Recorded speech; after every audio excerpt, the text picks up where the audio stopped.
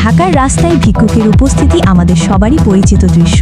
তবে এবার সেই ভিক্ষাবৃত্তিতে এসেছে এক নতুন মাত্রা। মানিব্যাগে নগদ টাকা না থাকলেও সমস্যা নেই, কারণ ভিক্ষুকরা এখন ভিক্ষা নিচ্ছেন ডিজিটাল মাধ্যমে। এতদিন বাংলাদেশে ভিক্ষা মানেই ছিল নগদ টাকা হাতে তুলে দেওয়া, কিন্তু সময়ের সাথে সাথে সেই ধারণায় পরিবর্তন এসেছে।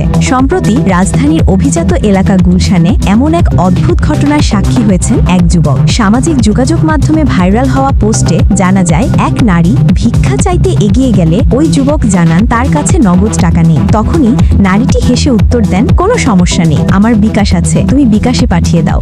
মুহূর্তেই এই ঘটনা ছড়িয়ে পড়ে সামাজিক মাধ্যমে। বিশ্বের অনেক দেশেই আগে থেকেই ভিক্ষুকরা ডিজিটাল লেনদেনের মাধ্যমে অর্থ সংগ্রহ করছেন। এবার সেই ধারা যেন বাংলাদেশেও প্রবেশ করল।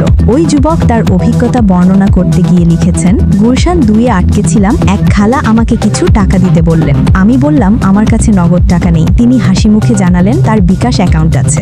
আমি অবাক হয়ে গেলাম, এটাই প্রথমবার আমি বিকাশে ভিক্ষা দিতে যাচ্ছিলাম। এই ঘটনা প্রমাণ করে দেশের মোবাইল আর্থিক সেবার অগ্রগতি কত দ্রুত হচ্ছে। ঘটনাটি নিয়ে নেটিজেনদের মধ্যে চলছে নানা আলোচনা। কেউ লিখছেন, এখন থেকে ভিক্ষা দেওয়ার আগে কি বিকাশ চার্জ যোগ করতে হবে?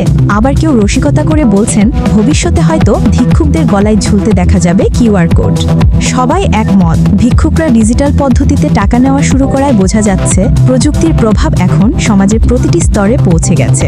নগদ টাকার যুগ পেরিয়ে ভিক্ষাতেও শুরু হলো ডিজিটাল রূপান্তর। তাহলে কি এবার ভিক্ষাবৃত্তিও হয়ে গেল স্মার্ট?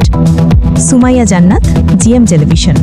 চোখ রাখুন জিএম টেলিভিশনের ফেসবুক পেজ ও ইউটিউব চ্যানেলে। সত্যের সন্ধানে সবার আগে জিএম টেলিভিশনের সাথেই থাকুন।